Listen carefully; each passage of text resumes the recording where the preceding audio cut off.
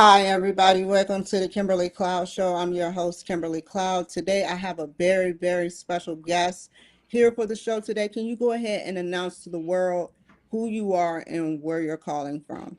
Hey, Kimberly, thanks for having me on the show. This is exciting. My name's Cliff Skelliter, aka Cliff Notes on Instagram. If you want to find me, I am a creative director, art director. I own an agency called Sky Story Creative. I do Indigenous art integrations and a bunch of other storytelling related activities as my profession.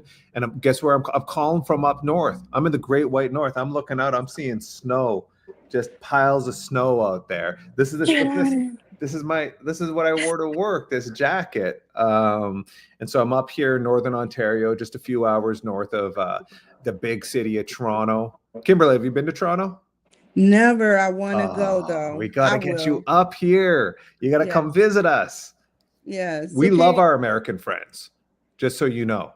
No matter Thank you. what you hear, what else is going on, and I saw there was some politics stuff on the show. I was like, I've seen the intro. I was like, oh, talking politics. I'm like, yeah, we love our American friends.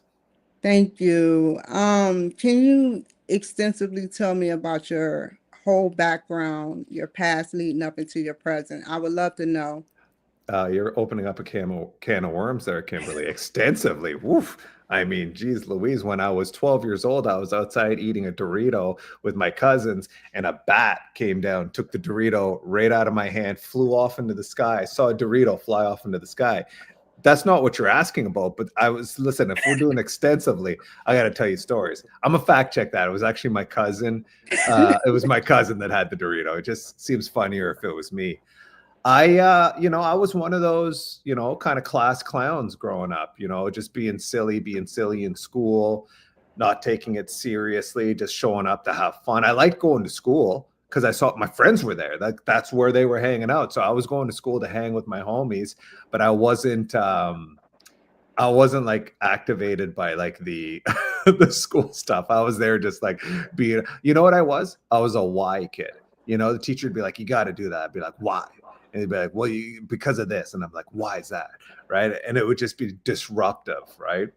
But I think that whyness in me, there's this book by Simon Sinek called Start With Why. He nails it in that book because it's like, I think that's what kind of led me to where I ended up, right? So, not a great student, somehow kind of floated around in my early 20s, ended up in school for advertising, didn't finish, went in for graphic design, didn't finish, went back for something else, didn't If you finish. if you can rewind time, what would you say would be the chunk or the answer to why you didn't finish?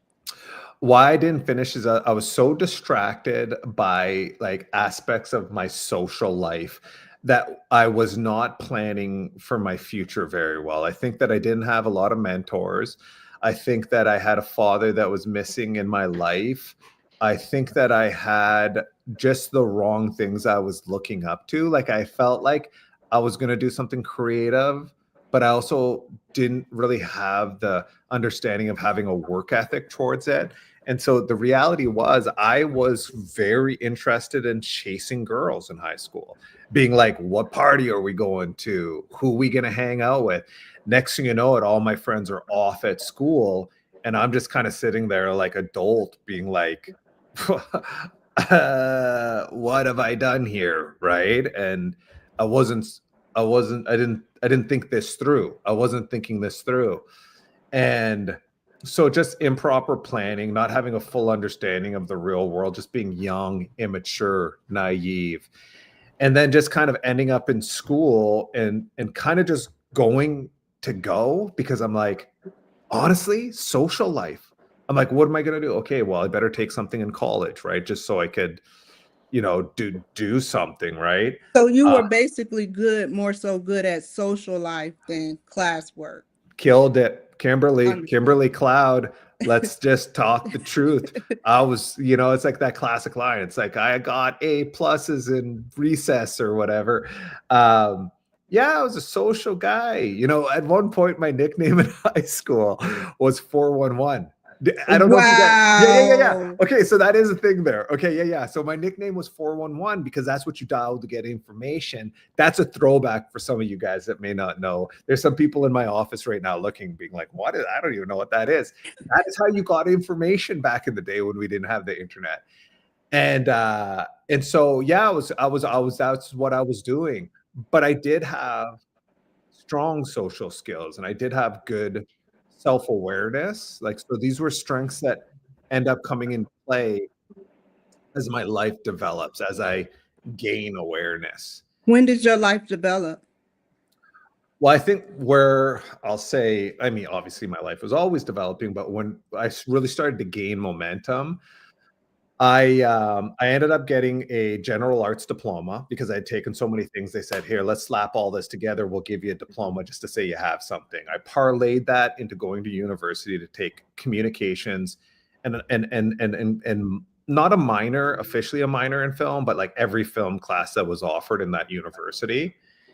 And that's where I started to see, okay, skill development. I'm still in my 20s, right? I'm still in my mid 20s, you know, and it's like, okay, I gotta get good at these things because these are the things that I am genuinely interested in. And so when I finished that, I ended up getting a what do you call it? An internship at a news station, CTV. So if you're from Canada, that's like our top private news broadcaster, right? I've Uh, looked that up before. Yeah, yeah, that's yeah. big. Yeah, that's our thing here. We've got CTV and then we've got CBC. CBC is our public one, publicly funded. CTV is private, so that's a private organization. And so I got I got lucky, right? Again, I don't know if it's luck, but my teacher liked me, and when they reached out, they say, "You got anyone?" My teacher recommended me. Not necessarily because I was the best student, but probably because I don't know, maybe she saw something in my personality and the way I thought. And so I worked there for a few years. I did everything in the building. I reported. I was a video camera Did operator. they teach you on the job? Well, I learned some stuff in school, and then Mm-hmm. they do a degree of teaching you on the job, but you're really teaching yourself, right? Mm-hmm. Um, Mm-hmm. you're learning. You're learning. I mean, some of the stuff they try to teach you, you know, at first you listen, and then you start to realize. Like, I'll tell you, you guys have all heard this on the news. It's like the very sing-songy style. Sometimes they're like, "And the man was walking down the street when he came across something in the alleyway. What he Yeah. saw, you'll never believe," right? Like, there is this style of news telling that used to be really popular, I guess, and it still kind of is there a little bit. And I don't know what the idea is maybe to come across as like as non-offensive as possible. I don't know what the theory is. They do try to teach you to talk like that, and I remember being like that, like it messed me up for a little bit. I'm like, this doesn't sound like me. I hate this voice. And then so I moved into other areas. I directed live newscasts. I Get did out of many. here. That is huge. Yeah, yeah. Were you always nervous before you hit that live button, or you were just in sync with the crew where Uh, y'all were like, bam, and it's over? Kimberly Cloud, I love the version of me that you have in your head. I wish it was the reality. It wasn't. You were right. I was nervous. I didn't do it long enough to even get in sync. And also, I'll tell you this. This is a little secret for you if you don't know this, if you haven't worked in a newsroom. No, but everybody hates each other. It's not that they even hate each other. It's just like they're annoyed. There's a lot of annoyed people in newsrooms, just like annoyed and miserable about things. And I also was just too, yeah, I was just, I don't know. I just, in that moment of my life, I just didn't have enough practice at the time, and I wasn't there long enough to really get it. I feel like I didn't find my confidence. I still questioned myself too much. I remember one of the producers looking over at me and saying, "Listen, we're not doing surgery on babies." And I was like, it's a good line. That helped a lot. And so Yeah, yeah. I'm like, It did we not ain't, help. yeah. It made I'm you more like, nervous. exactly. I'm like, what do you mean surgery on babies? uh, and so so I did that, and then I just wasn't liking it. Again, glass ceiling, classic stuff. You're like, I'm not liking this. I don't like this. Like, there's nowhere to go in the direction I wanted to express myself creatively. People Did you kept that. ever feel any pressure? Like Uh, when you hit before you hit that live button, like from the people there? I don't know. I think I felt pressure from myself. I always had like, Understood. I think this is a point. I think even when I was in my lackadaisical days, right, where I was just slacker mode, I still even had this high expectation for myself, even though I wasn't working towards it yet. I had this expectation in the back of my head, like I'm going to accomplish something, right? I was doing nothing to do, but prior I wasn't doing anything to get there. So here we are. I mean, I'm like done. I'm like done at the news station mentally. So I'm like, okay, I'm gonna start my own business. I know nothing about starting my own business. My family doesn't have a business. I don't have anybody that taught me anything about business, but I'm gonna figure this out. I'm gonna go down to the regional business center. I'm gonna get some brochures. I'm gonna fill out some forms. And eventually I found a way to start my own business. Got a little bit of a couple of bucks to be able to buy a camera. And that's what I started. I just started shooting videos. I just started Of shooting. what? I remember one, I got hired by a chamber of commerce to record one of their events. Oh my I God, that had to be that is great. The Chamber of Commerce. It was all right, it was all Yeah. right. I was like, okay, that's the beginning, right? Now I realize obviously all of these years of being good socially is now I'm not fully aware yet at the time, but I'm about to become aware how much this is going to benefit me because I have this ability to go in, make friends with people, connect with people, and you That's a know, hard job. I just have to tell you. But it, you make it, it look easy. that's why I hate. You're right. I love that. Like Will Smith's, like I make this look easy. Like that plays in my head. And I hate to say it. Like so much of this is difficult, but that element of it did come naturally to me. That portion, I was able to go, okay, this part we could do. We could be in rooms with people. We could have fun. We could make people laugh. I could laugh at myself while still being taken seriously because I'm good at what I'm doing. I'm getting good at what I'm doing. I'm getting better all the time. And so yeah, that's right. So that's right. I start doing so I'm getting like mediocre gigs, but I find out there's this car dealership in town. This is like year one stuff, right? There's this car dealership in town. They're about to celebrate their 100th anniversary.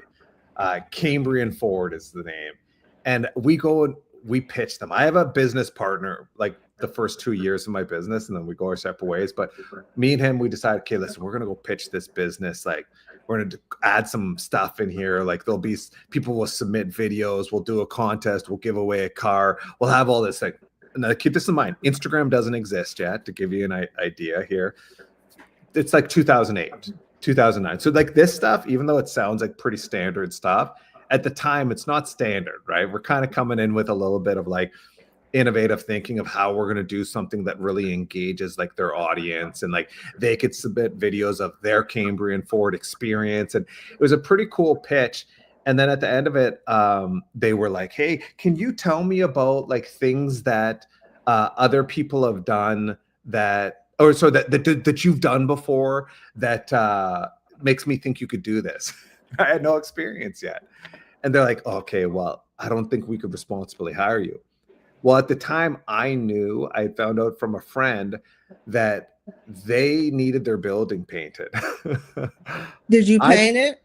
I said, I'll paint your building for half the price anybody else will if you consider giving us this gig. And they were like, I can't say no to that. That's an incredible idea. Here's the That thing. it is. Yes. I didn't know how to paint. I never painted a building before. I maybe painted like a bedroom at best. I had no idea what I was in for, Kimberly. Kimberly, I didn't know what was going to come next, but I was like, I'm going to get this gig.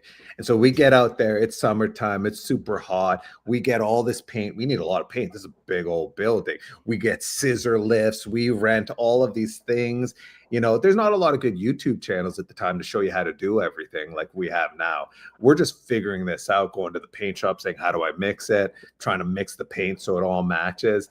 I'm up You on a see how the planet aligns with you to make you to have you paint and everything. It sucked, Kimberly. I messed it up. I tried at one point because it was going so slow. I'm like, maybe there's a way I could buy a little machine I could spray this paint on. And I tried to build a little tarp around me and everything. I got paint on cars, on like millions of dollars in damage. The owner comes running out, freaking out. Oh my God, oh my God, oh my God. You're like getting paint everywhere. The I'm paying. plan was good. The plan was good, but the work. Kimberly, I still think you're giving me too much credit. And I like it, Kimberly. I like how much you're giving me credit. I was like, this, everything was bad. Okay. Everything. I messed this up. I'm going to jail. I'm getting out of Dodge. I'm fighting non-extradition countries. I'm going, I'm leaving, I'm going. I don't got no money. I can't go nowhere. I got to finish this job. I find some sort of clay that allows me to be able to remove paint from vehicles without removing the paint. Thank God that existed. I didn't even know it existed. I managed by hook or by crook to get this job done. And I remember the owner at the time, Scott, oh God, don't do this to me. Scott McCulloch, Steve McCulloch, Scott's his brother. Steve coming out and saying, I would have given up 3 times by now, and you somehow finished this. I don't think I've ever seen such a hard worker in my entire life. I think if you work half as hard on this media project as you did on painting this frickin' building, this is going to be like a blockbuster. And so that's how I got that gig. And we launched the campaign. It wasn't without its hiccups, right? We were still inexperienced, but it ended up being a big success. We met the head of Ford Canada. He came down for the launch of the campaign. And it's what kind of put my name on the map in the area of the world that I live in.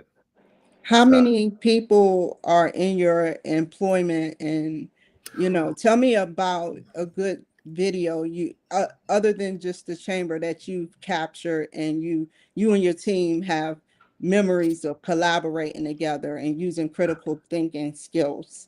I mean, we got so many at this point. I mean, I guess at this point we're now, well, what's the math? We're about 17 years into it. So I could tell stories to the, what is it, till the cows come home. Right now, we're a small team, right? There's 3 full-times, 2 interns.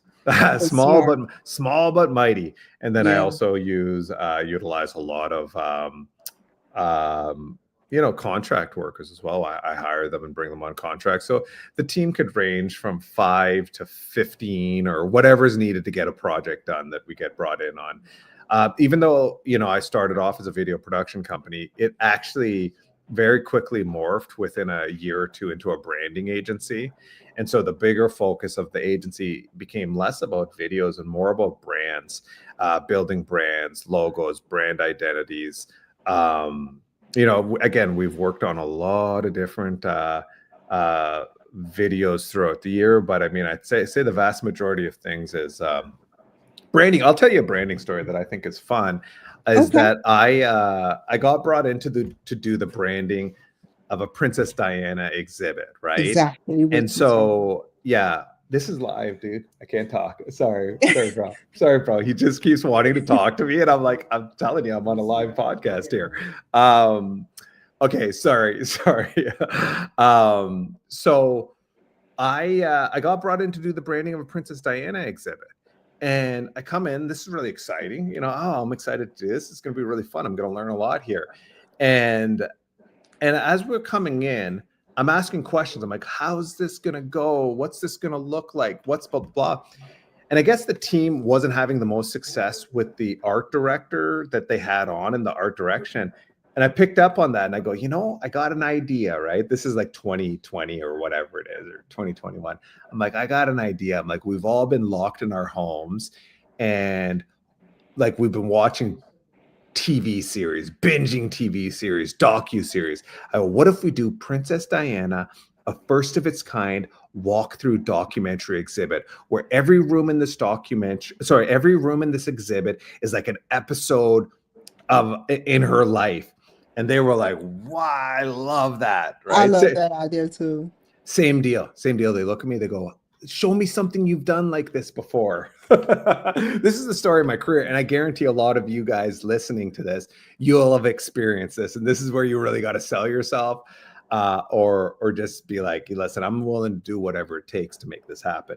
Now, I was able to cobble enough things together from my experience throughout, my life and my career to say like, hey, here's why I believe I could do this, because I've done this, and this. And if you put them all together, if you look at it and squint a little bit, you can maybe say, hey, he could pull this off, right? Because it's about risk mitigation for people. They're about to spend a lot of money on something. They're trying to mitigate risk. They don't want to hire somebody that's going to waste their money. So they took a chance on me, and it worked out for both of us. And I came in, and it was really, really an exciting experience. I got to work with a guy named Anwar Hussein, who was the first photographer of Princess Diana. Like, he was her first royal photographer from the beginning. And was Did you there. paint this piece, or how did this piece look? Tell me more. So he was her first photographer. So it was Yeah. literally, we had access to like thousands and thousands of photographs throughout Princess Diana's life, like everything you could imagine, right? Stuff people had never seen before of Princess Diana. And so we were able to break up this. We were blowing up these photos to these ginormous sizes. Nick, can you grab me that photo right in front of me? We were blowing these up to such a huge size, and we built these glass frames that would hold them with really cool lighting, and each room was a different moment of her life.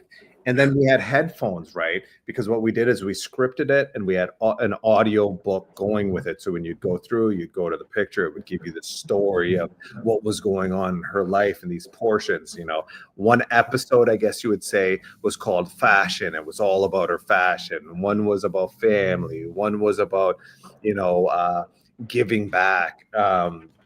Just to give you an idea here, I'm going to have somebody like this. I actually held on to this because this was one of the pictures we printed out, and I just couldn't help but want to hold. Hey, Sean, you could probably help him, pal. So this was one. Oh my God, that is Yeah. beautiful. Yeah. So this was the first official photograph. Well, they're not going to be able to see it if you hold that up high, Nick, Sean. So yeah, Tell me about this photo. What was going through her mind, or where was she at? Yeah, again, I got to draw from memory a lot because I did this about 4 years ago. I think she was about 17 or 18 years old, and then it was first announced that she was dating Charles, that they had been dating. And once that found out, was there a ring on her hand yet? Oh, no. They were dating. This was just the first announcement that they were dating. That's all, right? Like, it's not, we don't even get to that part for quite a while afterwards. Well, not that long after, a couple of years. I don't know. I'm going from memory. Don't test me. I might be wrong. Go on the internet, people. You'll find out. No, but she's young, and that's the first official photograph when she's dating Prince Charles. And so again, it was such an incredible opportunity. We ended up kind of getting to do a lot of fun stuff. I ended up being the spokesperson as well, so I got to do a lot of the media stuff. I ended up in People magazine. How cool is that? That's very cool. My mom was proud. Yeah, my mom was proud. We had fun. We traveled at Santa Monica, Washington, Chicago. So we went places.